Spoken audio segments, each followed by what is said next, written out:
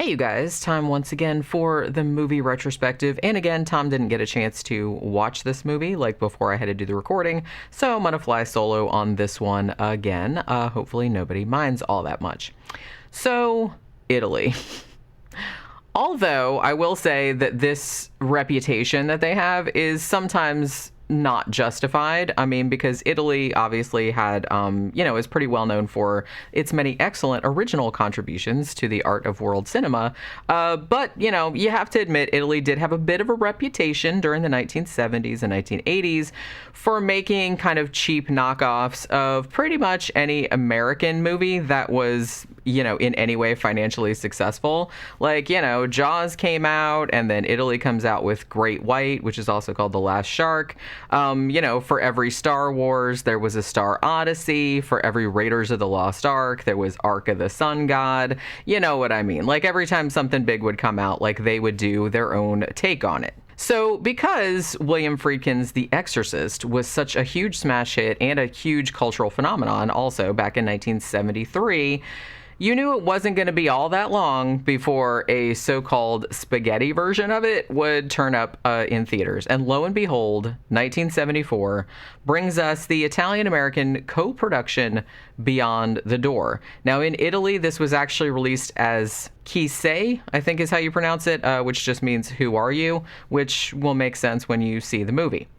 Now, since this movie features kind of possession by a foul-mouthed demon, a bit of poltergeist activity, 180-degree head rotations, and a whole bunch of green vomit, Beyond the Door was actually deemed so similar to The Exorcist that Warner Brothers sued the, filmmakers, and they actually won a settlement, and that settlement entitled them to, I don't know how much cash they got, like they got some kind of undisclosed cash sum, and they also got a percentage of any future revenue that the movie would bring in. And despite its kind of dubious pedigree, I guess, Beyond the Door did rake in a pretty tidy profit at the American box office. It only cost $350,000 to make, more or less, and pulled in about $15 million, which is pretty crazy. And I will say, too, that, calling Beyond the Door just like an Exorcist knockoff isn't entirely fair. I mean, yes, the film's narrative does borrow very heavily from William Friedkin's film, but it isn't exactly the same story, and it kind of comes up with some interesting ideas and maybe even some subversions of the genre, of its own.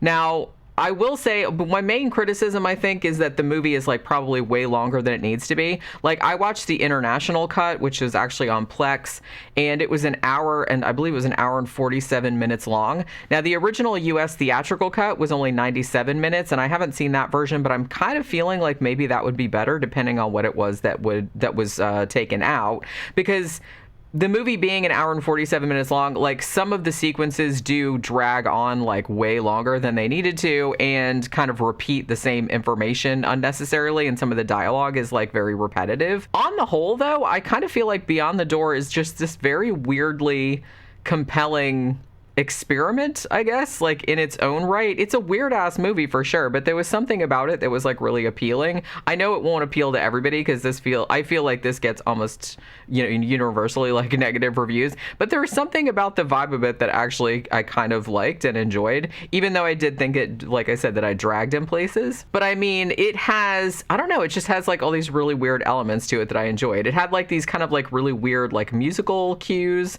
had some really nice cinematography, very nice use of light and shadow, very dramatic in places, and a couple of scenes and images in there that are actually pretty genuinely creepy. So this was directed by two guys. The first guy, his name is Ovidio G. Assonitis, and yes, you may suppress your giggles now because I was Assonitis, come on. That sounds get some preparation on that, but sorry, preparation H on that. So Assonitis and the other guy, Roberto Piazzoli, and those are the same two guys that also collaborated, incidentally, on another Jaws ripoff, which was called Tentacles, which came out in 1977, which is about a killer octopus. So those two guys directed it. Beyond the Door was actually successful enough that Film Ventures International, who's the releasing company, initially wanted to release the kind of Mario Bava classic from 1977 called Shock in the United States as Beyond the Door 2, even though it doesn't have anything at all to do with the original film. I think there's like one actor that overlaps and obviously doesn't play the same part. But yeah, nothing to do with the original film. But that's kind of what they did, you know what I mean? There was also a third installment in 1989, which of course was called Beyond the Door 3, which also had fuck all to do with the original movie. It actually went straight to VHS. Now, Mr. Assonitis I can't. I'm 12 years old. I'm sorry. I know that's like, it's probably not funny like in the other language, but he actually like announced in 2021, like just last year, that he was working on an actual honest to God sequel to Beyond the Door, which would actually feature Juliet Mills from the original movie. But we'll see if that ever materializes. Like on Wikipedia, it says that it's supposed to be out in 2023, but we'll see. So anyway, at the beginning of the movie, we have a voiceover from someone who is presumably the devil, being devilish and whatnot. So on the screen, there's like this kind of whole occult ritual deal thing going on. And we see like a nude woman stretched on a pentagram who is eventually helped to escape whatever her fate was going to be, sacrifice, I'm presuming, by a man named Dimitri. Now, Dimitri is played by Richard Johnson, who horror fans will immediately recognize as Dr. Markway from the 1963 movie The Haunting, and also Dr. Menard from Lucio Fulci's Zombie. So there's that. So because the devil is apparently angry that Dimitri helped this woman get away, Satan makes his car go all zigzaggy when he's driving one day, and the car like goes plunging off a cliff. But then he stops the car in midair and he offers Dimitri a deal. He says, you can have another 10 years of life if you help this woman named Jessica deliver a baby at some time in the foreseeable future. Jessica, incidentally, is played by the aforementioned Juliet Mills, who is not only the older sister of Haley Mills, but was also in the 1992 movie Waxwork Lost in Time, among many, many other things. But that's what I had seen her in. Now, presumably, the movie then jumps ahead almost a decade, and we're now in San Francisco, and we're following the Barrett family. So this is Jessica, the mom who we've already met. Her husband, Robert, who's played by Gabriele Lavia. He was actually in 3 Dario Argento movies. Matter of fact, he was in Deep Red, he was in Inferno, and he was in Sleepless as well. Yeah, so those are the parents. And then they have these 2 weirdo children, their daughter, Gail, and their son, Ken. Now, as this happens in a lot of Italian movies, the dubbing on the kids is pretty atrocious, but the 2 kids, like the shit that they say, they are like easily the most fruitful source of the movie's intentional comedy. It's not funny usually, but like the kids like say funny shit. Like Gail, who looks like she's about, I can't really tell how old she is, maybe 9, 10, 11, somewhere like that. But she like swears like a sailor and uses like real like amusingly dated like 70s vernacular like all the time. Like she'll say something like, you got to stop that or it's going to blow my mind, man, you don't quit crying, you're gonna have a real bad trip, and like shit like that. It's like, it's hysterical. Aside from that, like another one of her character traits, which is just like random and hilarious to me, is that she also has this inexplicable obsession with the 1970 novel Love Story by Eric Segal, and she always carries like a dozen new copies of it like wherever she goes, and she's always reading it, and it's just like, and they never explain it, and it's just like, that's really, really funny to me. So the younger kid, Ken, who looks about 4 or 5, I guess, he's also a little bit foul-mouthed, and he also, his kind of character trait that defines him is constantly drinking Campbell's pea soup, like right out the can with a straw, which I guess that's like a funny little homage to The Exorcist, but it actually works because hardly anybody in the movie draws attention to it. Like I said, it's just kind of random. Nobody really brings it up. It's just like he's packing a lunchbox and he's putting cans of Campbell's pea soup in it, but nobody says anything about it. You know what I mean? So like that makes it funnier to me that they're not going, hey, look, it's a joke. You know what I mean? They're just kind of like letting you pick up on it. So one like small exchange between the 2 kids that actually legitimately made me laugh out loud when I was watching this movie. It happens like right near the beginning, and the kids are like in the back seat of the family convertible, and they're, you know, the parents are in the front seat, and they're kind of having a conversation, and like the dad's talking about I don't know. He said something about it's like egotistical or something like that. And so the kids are in the back, like kind of talking back and forth about what a loser their dad is. And Gail says to Ken, like the younger kid, hey, remember that crazy nickname you gave him? What was that? And the little kid goes, asshole. And it was just like the comic timing of it was just like perfect, and I was just like just busted up laughing. And sorry, but little kids swearing will never not be hilarious to me, and I don't know why that is. So anyway, we have like some establishing scenes of this very laid back 70s California family. Like the kids call their parents by their first names and are kind of like allowed to, like I said, swear and like pretty much get away with anything. So amidst all of that, we learn that Jessica has just discovered that she's pregnant again. Now, Robert seems ambivalent about this whole situation, as does Jessica, matter of fact. But, you know, I guess they figure they'll deal with things as they happen. They're not going to ride too much of a bummer about it, man. You know what I mean? Like, that's something like Gail would say. But it doesn't take too long for the couple to realize that this isn't any ordinary pregnancy. Now, Jessica insists, now, I shouldn't have even have gotten knocked up in the first place because I took the pill religiously, even though I'm like, dude, it's only like 99% effective. That does give a little bit of wiggle room, you know what I mean? And I've known of several people that did get pregnant on the pill, so, you know, it's not foolproof.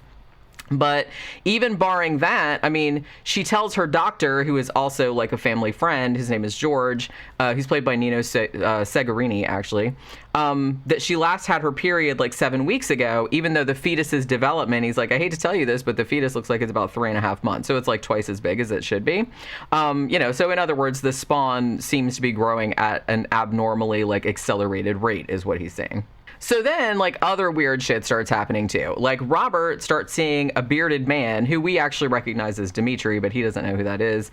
He starts seeing him around San Francisco, and he appears to be, like, following him. He's, like, sees him. Like, he'd be sitting in a cafe, and then he's sitting over there, like, staring at him and shit like that. He's like, what the fuck? You know what I mean? So he's, like, following him around everywhere. The kids start seeing, like, some spooky, like, poltergeist-type activity around the apartment. Like, their toys, their dolls start moving around on their own, and, like, their eyes start glowing and, like, creepy shit like that. Worse than that, though, Jessica seems to be pretty steadily like losing her marbles. I mean, it's like she will act like totally normal 1 minute and then become like a super aggressive rage monster the next minute. Like one day, for example, she heaves like a huge glass ashtray across the apartment, like through Robert's prize aquarium, like killing all the big goldfish in there. Another day, she belts Gail across the mouth, like for being a smartass, even though she'd always been real indulgent before, like kind of let her do what she wanted.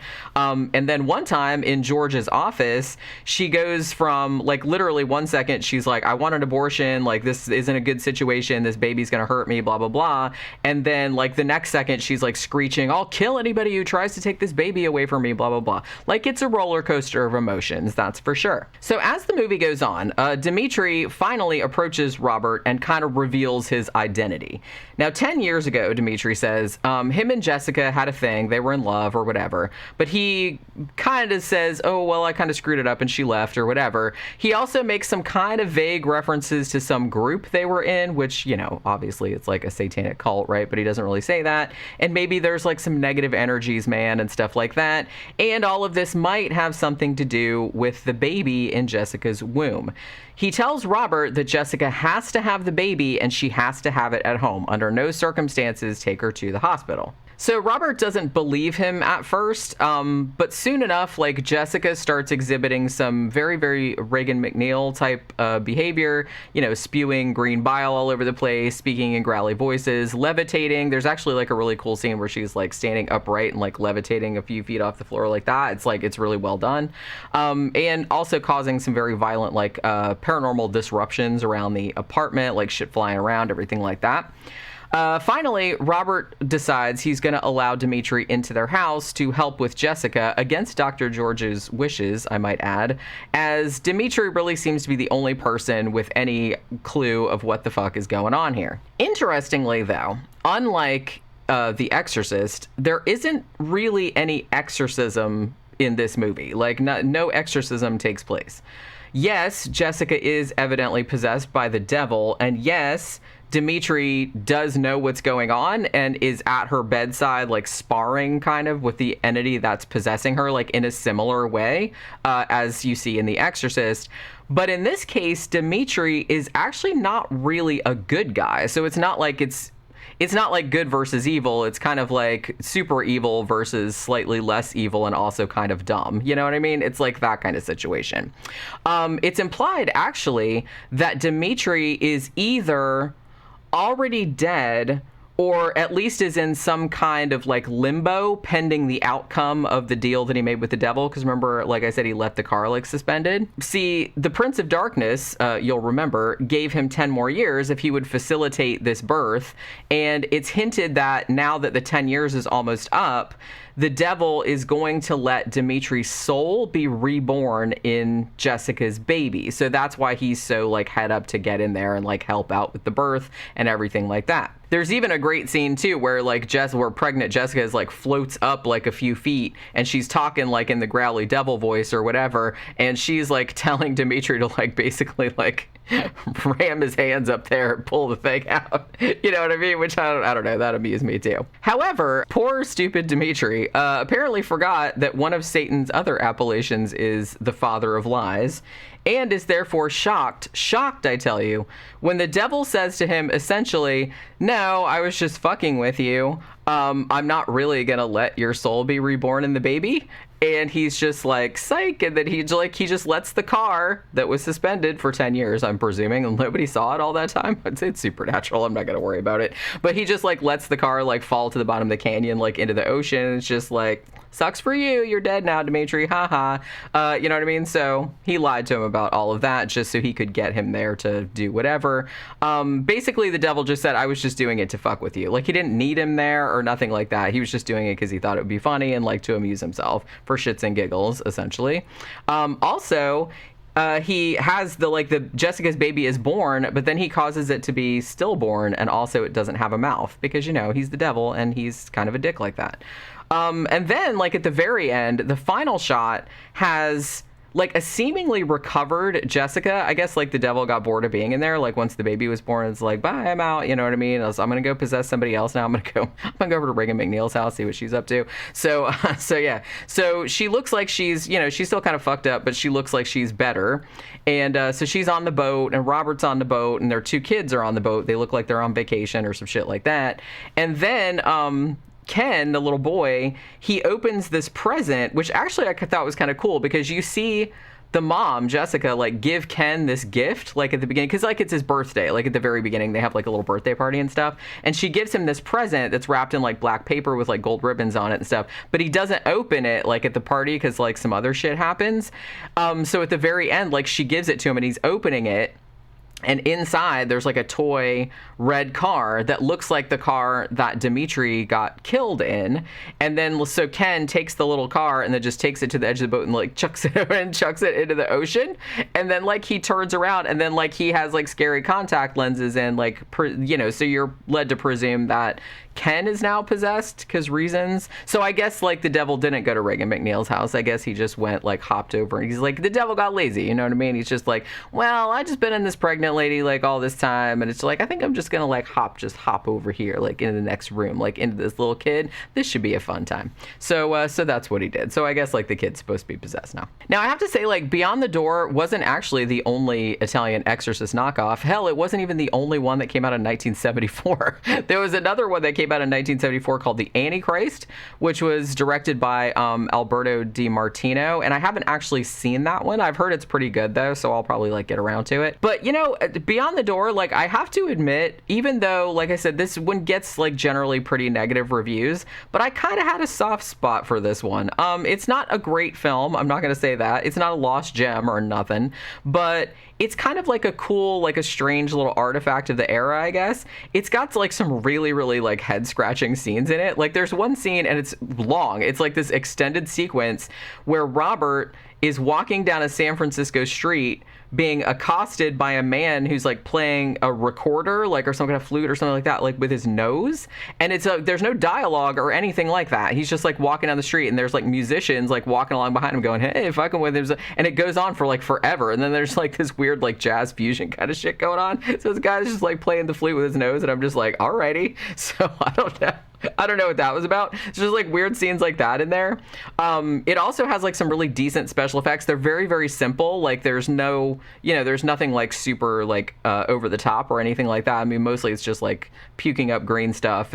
But there is one really great scene, and it was done like really simple with like split screen, but it still looks really good, where Jessica is like laying down in the bed, and like one of her eyes is like, just doing normal eye shit, and then the other one is just like rolling like all crazy like all around, and it looks like really disquieting. But because I'm looking at it going, how the fuck did they do that? And then I was like, oh, I guess it was split screen. But like the way that they did it, like you couldn't really tell, so it looked like really eerie, like it looked really creepy. But like I said, it's really, really simply done. They could do that back in the silent movie era, so you know what I mean. So it's not, like I said, it's very simple, but very, very effective.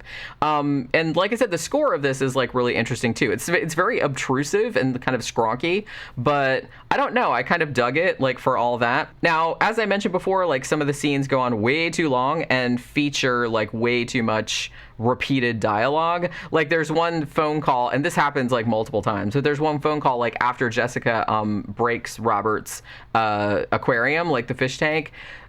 She's talking to him on the phone, and she keeps saying, it wasn't an accident, I wanted to break it. It wasn't an accident, I wanted to break it. I wanted to break it. I wanted to break it. I was just like, shut up. Oh my God. I just wanted to like smack her. Okay, you wanted to break it. We get it. She said it like 6 times. And I was just kind of like, oh my God. But that happened like a few times throughout the movie. I'm like, man, you could have like taken 20 minutes out of the movie right there just by like having each line of dialogue just said one time, and then, it would have been a lot shorter. And like I said, there's really no gore. There's like no big, it's not like, Lucio Fulci or like a lot of Italian movies from this time period where they like went over the top, like with the guts and blood and everything. There's hardly any gore in this that I can even remember. Very, very little nudity. I think maybe she was naked at the beginning, but it was kind of dark and you couldn't really see anything. So there wasn't like any tits or nothing like that. I mean, if that's what you're into. But I'm just saying that like exploitation cinema from this era, like usually would have a lot of that, and this doesn't have any of that. But I'm going to say if you're into Italian cinema and possession movies from the 1970s, if you're into giallo movies, you might be into this too, even though, like I said, it's not gory and it's not like murders or anything like that, but it kind of has more of a vibe of a giallo movie than it does like a straight outright like possession horror movie, if that makes any sense. But if you're into that kind of stuff, then you might want to give it a look. But let me know if you've seen it and what you thought about it. If you've seen any other Exorcist ripoffs that you could recommend to me, then I would appreciate that as well. And that'll do it for this movie retrospective. I'll see you guys again on the next one. Bye.